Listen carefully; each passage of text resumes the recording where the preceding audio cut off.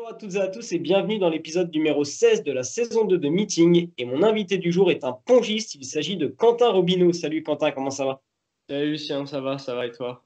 Super. Avant d'être professionnels, ils ont aussi été des enfants. Environnement familial, école, découverte du sport. C'est parti pour les prémices du champion.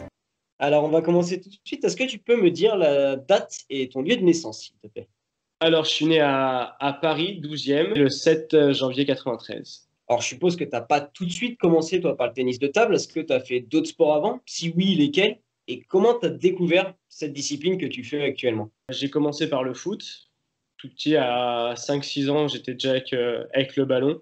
Ça me plaisait énormément et mon père faisait du tennis de table. Du coup, il m'a amené de temps en temps le voir. J'ai commencé à jouer en même temps que le foot. Et puis il y a un moment où j'ai dû choisir entre les compètes de foot et les compètes de ping. C'était plus possible. Les week-ends, il n'y avait plus assez de place dans les week-ends. Et du coup, j'ai choisi le ping parce que j'avais mes potes là-bas, il y avait mon père, donc ça faisait une passion aussi commune. Donc voilà, c'est comme ça que je suis arrivé au tennis de table. T'étais plutôt comment toi enfant? T'étais plutôt réservé, plutôt un peu une pile électrique? Ouais, j'étais pas spécialement ni l'un ni l'autre, j'étais plutôt le bon vivant, quoi. J'avais mes petits mots de bavardage, mais je travaillais plutôt bien, donc voilà, une enfance assez tranquille, quoi. Joie, déception, titre, record, doute, mais surtout passion. C'est parti pour la carrière du sportif. Alors, on va parler un peu de ta carrière. Est-ce que tu peux juste me dire un peu de ton palmarès dans les grandes lignes? Alors, j'ai été au mieux 65 mondial. J'ai été demi-finaliste des championnats d'Europe en par équipe avec l'équipe de France senior. J'ai été vice-champion de France en simple, champion de France en double. Et j'ai fait quart de finale au championnat d'Europe senior. Et voilà, c'est à peu près tout. Alors, justement, dans ces moments-là, si tu devais vraiment en retenir un. Je dirais que c'est la globalité de mes derniers championnats de France en 2019. Parce que ça a été vraiment compliqué de retrouver un très bon niveau de jeu. Je m'étais fait opérer en 2018 d'une prothèse à la hanche. Et ça a mis un temps. Je pensais pas que ça allait. Non, c'était en 2020, les championnats de France. Je dis n'importe quoi. Mais voilà, ça a été un long, long chemin pour revenir jusqu'à un super niveau et de pouvoir arriver en finale des championnats de France, gagner en double. Ça a été un bonheur immense et beaucoup de soulagement aussi.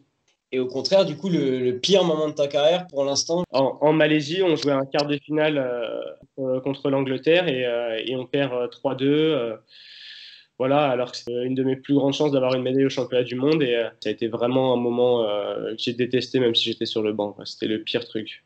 Quelqu'un de lambda va penser que le ping-pong, c'est un sport détente, alors que c'est un sport hyper physique, surtout à votre niveau. Ça demande énormément de préparation.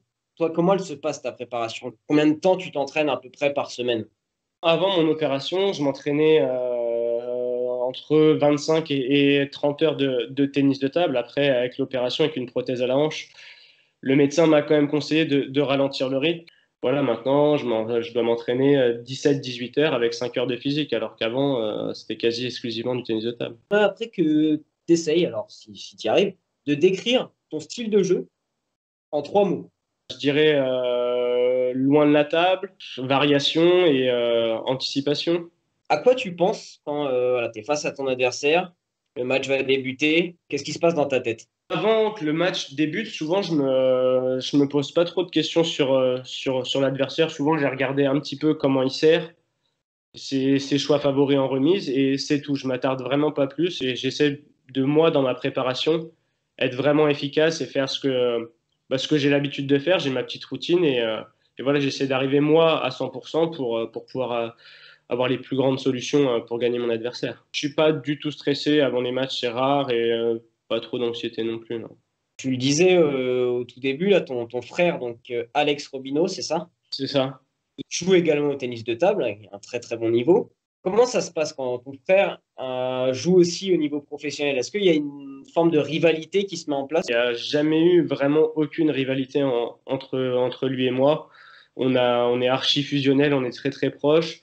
On partage énormément de choses et voilà. Et en plus, il habite, c'est mon voisin de palier, donc je passe beaucoup de temps avec lui. Ouais, parce que tu l'as déjà joué, ton frère, en compétition? Ouais, j'ai joué 4 fois en pro. Du coup, ouais, c'est jamais évident. Donc non, c'est pas quelque chose que j'apprécie, Des fois, on est obligé de faire avec. J'aimerais parler d'autre chose avec toi. Toi, tu as un projet à côté, c'est Ping Pong Paris. Est-ce que tu peux me parler un peu de ce projet? En quoi ça consiste? Comment toi, t'es arrivé là-dedans? On était à une compétition à Hong Kong avec des amis qui, eux aussi, font partie du circuit professionnel en équipe de France. Et on s'est dit comment rendre le ping plus stylé, que ça soit pas le sport de camping et avec la bière à la main. Et du coup, on s'est dit, bah, pourquoi pas monter une marque dans un premier temps de vêtements voilà, pour montrer que c'est stylé, que les vêtements peuvent être stylés. Voilà, faire la promotion de ce sport, ça nous tenait à cœur et du coup, on a commencé à penser à ce projet-là. Et toi, tu occupes quel rôle au sein de ce projet? C'est moi qui m'occupe toute la relation avec les influenceurs, avec voilà, tout ce qui tourne sur les réseaux sociaux, c'est moi qui m'en occupe. Tu penses déjà à l'après, ce que tu verras après ta carrière? Pour l'instant, j'ai le ping, j'ai que ça en tête. Après, il y a ce projet-là à côté qui me prend un peu de temps et j'espère qu'il va beaucoup évoluer.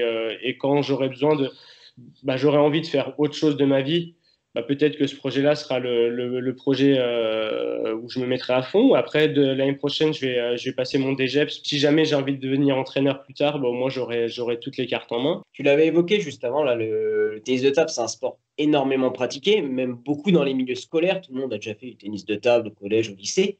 Les Français réussissent plutôt bien au niveau international. C'est un sport agréable à regarder, c'est spectaculaire.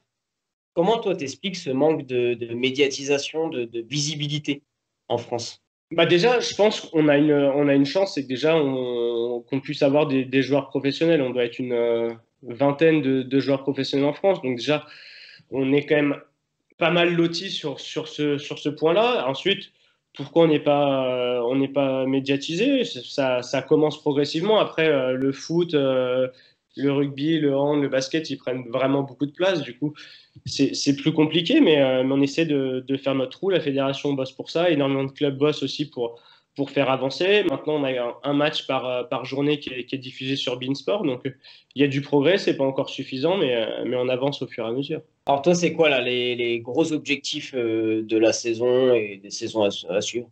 Bah là, la saison, elle est terminée. Là, je m'entraîne parce que l'équipe de France part au championnat d'Europe bientôt. Et ensuite, il y a les Jeux à préparer. Donc, je vais faire toute la préparation avec eux. Et ensuite, ça va basculer sur la nouvelle saison. Avec mon club Pontoise, on va avoir une très belle équipe l'année prochaine en Pro A. Du coup, ça sera l'objectif de terminer dans les 3 premiers et jouer une belle course au titre. Ça serait vraiment génial. Et ensuite, si les compétitions internationales reprennent, avec le calendrier, avec le virus, bah voilà, c'est de refaire ma place, remonter en équipe de France et voilà, et ensuite essayer d'aller le plus haut possible. Ce sont tous des compétiteurs, mais ils savent aussi profiter de la vie.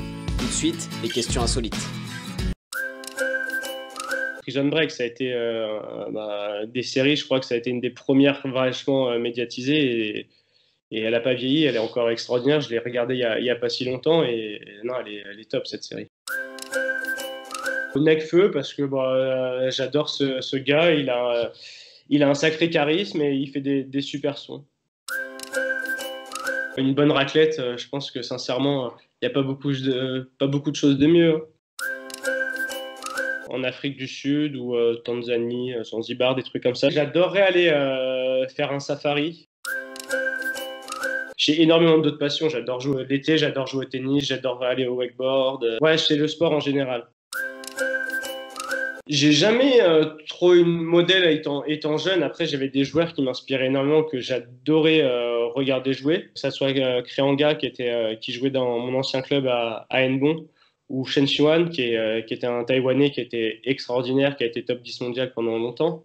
J'ai pu jouer avec eux et c'était vraiment un régal de pouvoir passer de mes vidéos YouTube quand j'avais 10-11 ans dans mon équipe. Donc ça, c'était vraiment un truc de ouf. Rien ne se fait sans courage.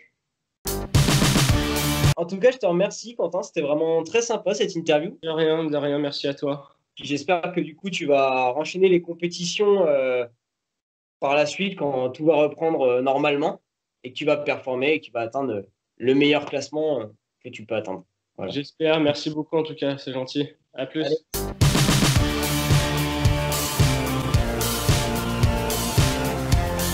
Meeting, c'est des rencontres, du partage, de la passion. Abonnez-vous.